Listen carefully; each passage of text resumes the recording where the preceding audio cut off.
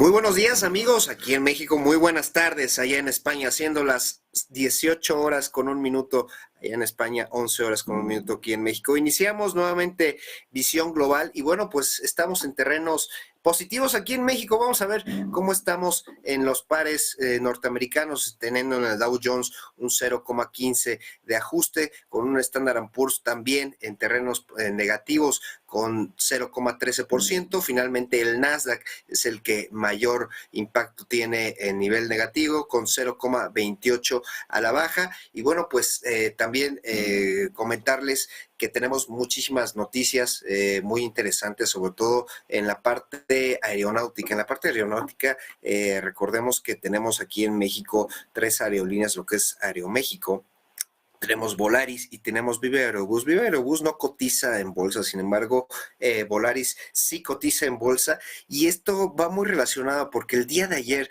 Volaris firmó un acuerdo para tenerlo con FEMSA Digital. FEMSA Digital, recordemos que es pues la parte comercial de Coca-Cola Company aquí en México, esa embotelladora, y que tiene la parte sobre todo de las tiendas parecidas a las tiendas de conveniencia, aquí les llamamos así en México, y bueno, son los Oxxos. Y esto, pues, esta firma lo que busca es tener un acuerdo de lealtad, el acuerdo de lealtad más grande de México, y esto es de que, pues, recordemos que esta aerolínea es de bajo costo, opera básicamente en México, Estados Unidos, Centro y Sudamérica, y este acuerdo que tiene es pues que precisamente los usuarios se beneficien de acumular puntos en las tiendas OXXO de todo el país, y con esto, bueno, pues cada compra que tengan ellos en estas tiendas de conveniencia, pues donde pueden adquirir pues casi cualquier tipo de producto,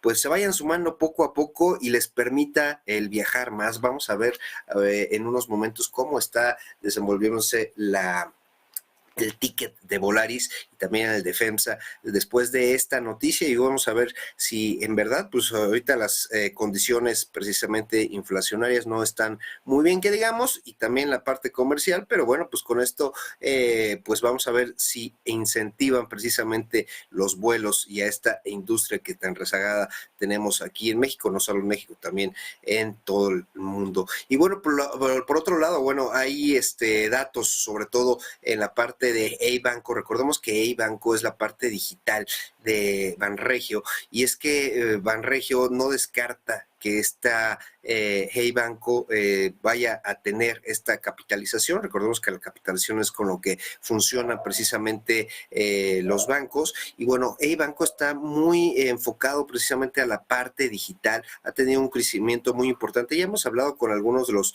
directivos por parte del área de riesgos, con todo este toma de decisiones, todo este machine learning que hay detrás de A-Banco. Bueno, pues reporta que ha sido rentable y que por lo pronto pues buscará una capitalización en el mediano corto plazo.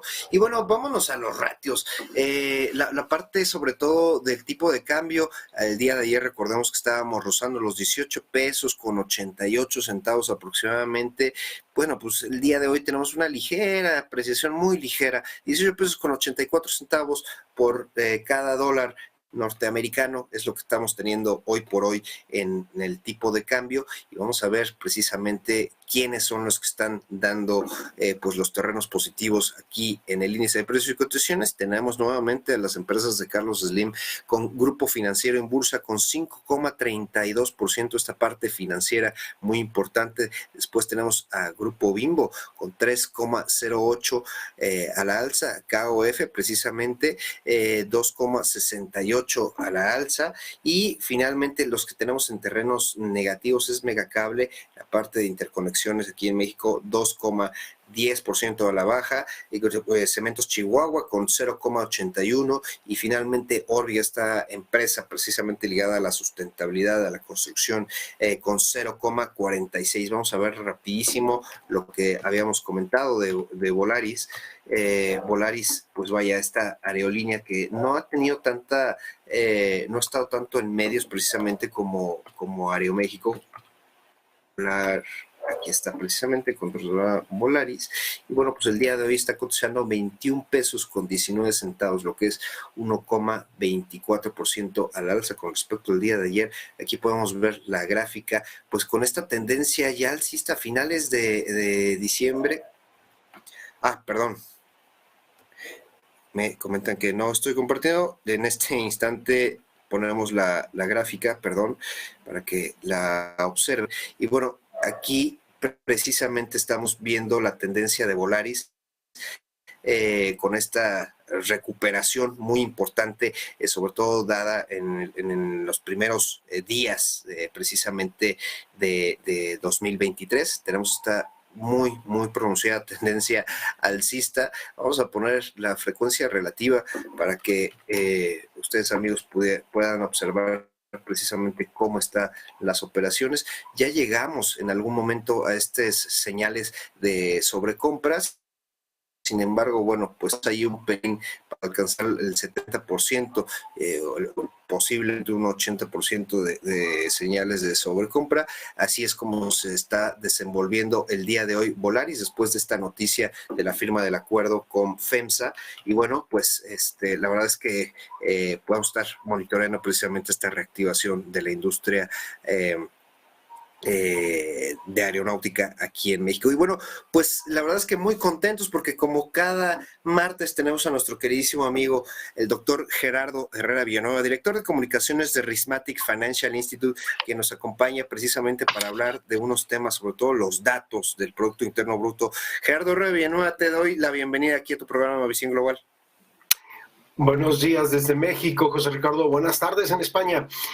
Pues el Instituto Nacional de Geografía y Estadística, el organismo que lleva oficialmente el monitoreo de buena parte de las variables económicas, dio a conocer la estimación oportuna, así se le llama, del PIB. La estimación real definitiva la tendremos, bueno, pues el próximo mes. Pero esta estimación oportuna es prácticamente unos días de haber cerrado el 2022, bueno, pues cómo cerró México. Y tenemos buenas y no tan buenas noticias. La buena noticia es, como se verá en un momento en el gráfico, es México tuvo los 4 trimestres de 2022 con datos positivos, ¿sí? De hecho, cerramos el 2022 según esta estimación oportuna, que repito, podría todavía revisarse ligeramente podría revisarse al alza o a la baja. Pero hoy por hoy México cerró 2022 con un 2.9 de crecimiento del PIB. Pero justamente podemos ver en pantalla que este crecimiento del PIB se está desacelerando. Tuvimos en un primer trimestre 1.2, en un segundo trimestre 1.1, en un tercer trimestre 0.9 y en un cuarto trimestre 0.4. ¿Sí? Entonces, esta famosa desaceleración, tal vez la desaceleración o recesión más anunciada de la historia en Estados Unidos, está empezando ya a reflejarse en México. El crecimiento económico positivo, ¿sí? Y que de hecho comenzó muy bien a principios de año, bueno, pues en estos momentos se desacelera. Con todo y todo, ese 2.9 pues es mejor, ¿sí?, de lo que inicialmente se esperaba, pero bueno, pues ya vemos estas noticias. De hecho, puedo señalar que algunas instituciones financieras, por ejemplo, Bank of America, estima que México podría entrar en recesión hacia el tercer trimestre del 2023. Ciertamente las cifras, ese 0.9 a 0.4, pues nos hace pensar, bueno, ¿y qué va a pasar el primer trimestre de 2023? Que en general el primer trimestre de 2023 es bajo, ¿sí? Es más bajo que el anterior trimestre, el último de cada año. Pues obviamente por los gastos que hubo a finales de año, por lo que en México le llamamos la cuesta de enero, sí, esa cuesta de gastos, cuentas por pagar, etcétera, que se acumularon a finales de año. Y bueno, pues esta es la perspectiva del PIB en México en estos momentos. Oye, Gerardo, precisamente las expectativas respecto al 2022 para 2023, ¿cómo las estamos observando? Bien, hay que destacar que de hecho los resultados de 2022 fueron mejor que lo que se había esperado tanto por parte de los analistas como por parte del gobierno. Todo el mundo esperaba entre 2, 2.5, se fue subiendo hacia mitad de año. Entonces, este 2.9 global no es malo. Ahora, 2023 se espera que todavía sea positivo, sí, todavía sea positivo, o sea que todavía tengamos un segundo trimestre buenos. Si queremos lo que algunos analistas piensan que podría haber un efecto recesivo en tercer trimestre de 2023, no anularía el crecimiento del primer semestre, pero entonces se está pensando que andaríamos entre niveles, dependiendo de qué analista chequemos, entre 1 y 2%. O sea, realmente ya tendríamos un crecimiento menor que el que tuvimos en 2022 como efecto de esa desaceleración, recesión de los Estados Unidos. Hay que recordar que nuestra fuerte relación con Estados Unidos hace que suceda lo que alguna vez dijo un secretario de Hacienda, el equivalente a ministro del Tesoro en México. Cuando Estados Unidos le da gripa, a México le da pulmonía, por la fuerte relación que hay entre las dos economías. Le mandamos un saludo a nuestro querido Agustín Cartas. Oye, Gerardo, y precisamente quería preguntarte, ¿ya superamos estos números de pandemia con estos datos?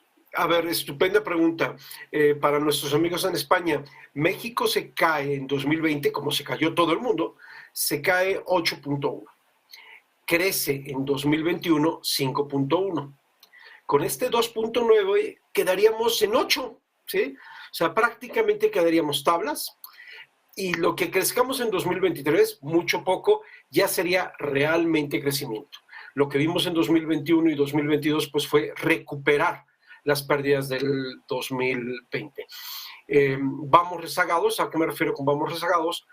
Otros países de Latinoamérica recuperaron, ¿sí?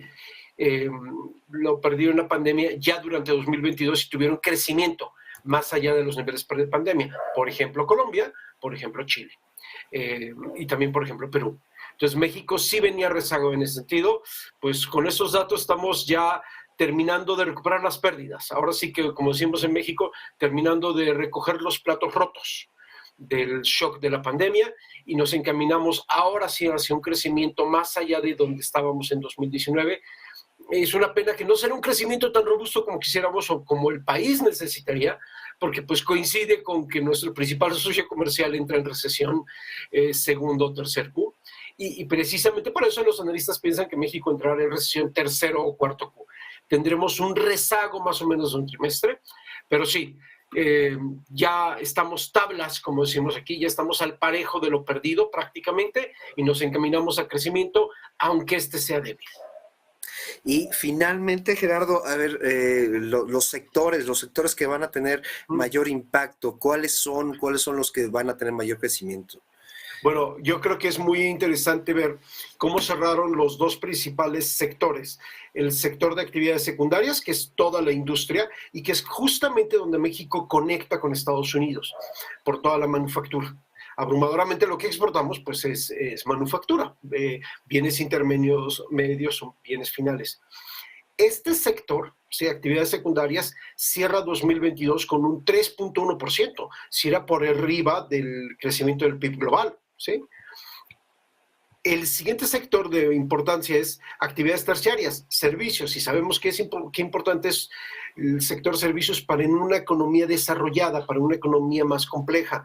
Este sector cierra con 2.8 2022. Entonces, justamente, el sector que ha detonado el crecimiento de México cerró por arriba del PIB, y el sector servicios cerró ligeramente por debajo. ¿Qué es lo que podemos esperar para 2023? Que justamente el sector secundario, el de manufactura, pues será el más directamente afectado por una recesión norteamericana. Si hay recesión norteamericana en segundo Q 2022, los norteamericanos dejarán de importar bienes intermedios y finales mexicanos. Por ejemplo, carros, televisiones, equipo electrónico, que es lo que más exporta México a Estados Unidos. Y esto definitivamente impactará sector terciario, el de servicios. Normalmente cuando el sector secundario cae, el sector servicios cae un poco más que el sector secundario. Entonces, pues esas son las perspectivas de cómo vaya el sector manufactura y en particular el sector exportaciones, el sector externos, así irá la economía mexicana. El sector primario, sector agropecuario, acolchona, ¿sí?, o le pone un poco de como bolsas de aire al shock, porque el sector agropecuario es muy noble para México. Pensemos, amigos, por ejemplo, este es el mes de enero, este es el mes en todo el año en que México más exporta aguacate iba a decir al resto del mundo, pero es fundamentalmente Estados Unidos, porque viene el Super Bowl el 12 de febrero, que es el pico absoluto del consumo de aguacate en los Estados Unidos. Entonces, el sector agropecuario contribuye en acolchonar un poco los efectos de shock, pero no los va a eliminar. Bueno, pues vamos a estar al pendiente, Gerardo. Oye, no quisiera cortar la transmisión contigo sin antes preguntarte, irnos a otro tema. A ver, ya se están dando precisamente los diálogos, o más bien los comentarios al respecto de separarnos de las decisiones de la FED por medio del Banco de México, estas modificaciones en política monetaria. Algunos dicen que están al riesgo, otros dicen que podíamos ver la recesión precisamente impactada en esta política monetaria. ¿Tú cómo estás observando para estas próximas decisiones de las juntas de gobierno de Banco de México, estas decisiones de política monetaria? A ver, sí ha habido la discusión, y muy vocal en esa discusión fue un subgobernador del Banco Central de México, de Banxico, Gerardo Esquivel, que ya no es parte de la Junta de Gobierno, ¿sí? No estoy diciendo que sea por este aspecto en concreto que dejó de ser parte de la Junta de Gobierno, pero era el más vocal oponiéndose a este acoplamiento, ¿sí?, de las dos políticas monetarias.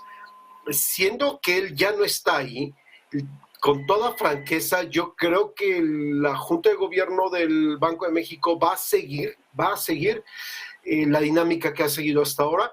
Conforme vaya la FED, va a ir el Banco de México. Siempre es posible que tomen una decisión de desacoplarse, de irse por su lado, pero yo personalmente creo que van a continuar en esa trayectoria, sobre todo, José Ricardo, tomando en cuenta que hay muchas señales de que las alzas de tasa de interés de la FED van a ser menores, ¿sí? O sea, el efecto ya no va a ser tan grande, ¿sí? En la medida en que la FED siente que la economía se está aproximando a una normalización, la economía norteamericana se está aproximando a una normalización, sobre todo en niveles de inflación, han dado señales de que estos hikes, estos alzas, van a ser más suaves, ¿sí? Van a ser más leves. Entonces, el argumento a favor de que el Banco Nacional de México siga con la política que ha tenido hasta ahora, creo que es fuerte, es fundamental, es sano. Ciertamente está impactando, y ya lo estamos viendo, tasas de interés en México, créditos hipotecarios, créditos automotrices, créditos de tarjetas de crédito, y se ven los datos que tenemos en la pantalla. No, para mí no es sorpresa que el último trimestre del 2022 haya habido un crecimiento menor que en todos los trimestres anteriores, sobre todo por parte del consumo. Detrás de estos datos tenemos que el consumo en noviembre y diciembre, de hecho, disminuyó ligeramente, cuando el consumo en una economía como la mexicana en noviembre y diciembre sube por el cierre de año, por fiestas dicembrinas, etc. Bueno, pues los datos que hay detrás de este dato del PIB es que de hecho el consumo disminuyó. Entonces, ahí vemos ya el impacto de las tarjetas de crédito con tasas más altas por la política de Banxico, pero creo que Banxico está dispuesto a que el país sufra un poco, ¿sí? O sea, hay que ser realistas para poder regresar a la normalización de la inflación. Hay que sufrir un poco, hay que restringir gasto. Entonces, yo sí creo que el Banco de México va a mantener esa política. Dicho eso, es un tema abierto de discusión y definitivamente, José Ricardo, le daremos seguimiento conforme tengamos noticias de la FED que darán origen a alguna decisión del Banco de México en su momento correspondiente. Gerardo, te agradezco de verdad muchísimo todo el análisis que nos has hecho el día de hoy y también incluir precisamente estos datos de política monetaria que vamos a estar monitoreando seguramente en próximos programas. Te mando un fuerte abrazo, Gerardo Ra Villanueva, director de comunicaciones de Rismatic Financial Institute. Gracias por estar aquí en Visión Global. Buenos días desde México, buenas tardes en España. Hasta luego. Fuerte abrazo. Y bueno, amigos, pues la verdad es que con el dato, precisamente hoy se dio a conocer con estos incrementos, los certificados del Tesoro, los denominados CETES aquí por nosotros, pues descartan precisamente los expertos que estén en peligro. Y vaya, vámonos con el dato, porque los CETES, estos certificados, estas subastas de 28 días, de 91 días, el de de 28 días llegó a un máximo histórico desde mayo de 2001, imagínense amigos, y esto es la tasa más alta que ha tenido estos certificados del Tesoro con 10,70 es la tasa que está teniendo el día de hoy los certificados del Tesoro. También a 91 días, bueno, se demandaron cerca de 10,87% llegó esta tasa. Bueno, pues esta tasa tampoco se veía desde junio del 2001. Con esto, bueno, pues como comenta Gerardo, hay que ver precisamente los impactos que se tienen en el consumo y por otro lado también descartar que por lo menos el que siga subiendo la tasa aquí en México, pues sea un impacto recesivo. Como bien comenta Gerardo, pues hay que tener esta disciplina, hay que ser un poquito más, como le decimos aquí en México, más aguantadores y bueno, pues vamos a ver precisamente los beneficios. Me gustaría que siguieran precisamente a Abraham Vela, que fue presidente precisamente de la CONSAR, que es el organismo precisamente que se dedica a regular todo lo que son el tema de las afores y es un gran economista y síganlo en el Twitter porque él precisamente nos da una idea más clara de la política monetaria, esta política monetaria que debe de ser una disciplina totalmente diferente a toda la economía y centrada precisamente en los bancos centrales y bueno, pues ahí responde, ahí en los últimos tweets que ha posteado, responde muy claramente si estamos altos o no estamos altos en las tasas de referencia que hoy por lo menos maneja y cuáles son los riesgos y descarta precisamente estos pues ambientes recesivos que pues muchas personas, muchos analistas están alzando la mano. Y bueno, pues eso es todo por este momento, mis queridos amigos. Les mando un fuerte abrazo. El día de mañana vamos a estar, recuérdenlo, con nuestros amigos Walter Buchanan y Luis González platicando precisamente todo el tema de las inversiones y bueno, rapidísimamente esto fue de última hora, la parte pues precisamente de las subastas de volatilidad. Aquí en México lo tenemos muy presente en las subastas de volatilidad y es que es cuando las acciones pues tienen cierta variación muy abrupta, por lo menos de un 8, de más de doble dígito, bueno, pues se hacen estas paros en las operaciones y es que, bueno, pues el New York Stock Exchange dijo que hubo un problema comercial que ya está resuelto, que precisamente pues es parte precisamente de estas subastas de volatilidad y las principales acciones que se vieron afectadas fueron las de Morgan Stanley, las de Verizon, las de AT&T, Nike y McDonald's. Según el sitio web de New York Stock Exchange, pues se demostró muchas acciones tenían estos movimientos anormales, generalmente impactados al mercado de que habrían provocados por las interrupciones en la volatilidad. Bueno, pues les recomendamos a nuestros amigos que también en sus análisis integren el Sharpe Ratio, que tiene que ver muchísimo con esta volatilidad para que controlen sus portafolios. Y bueno, sin más, ahora sí llegamos al final de Visión Global. Nos vemos el día de mañana. Mi nombre es José Ricardo Rangel. Recuerden sintonizarnos en punto de las 11 de la mañana, Ciudad de México, 18 horas Madrid. Y bueno, seguirnos en nuestras redes sociales de Negocios TV, que bueno, pues ya saben que estamos abiertos en Twitter, en Facebook, en LinkedIn y también en la radio a través de Alexa. Nada más díganle sintonizar Negocios en Directo y los va a enviar directamente a nuestra programación en vivo. Mi nombre es nuevamente José Ricardo Rangel, estoy a sus órdenes, nos vemos el día de mañana.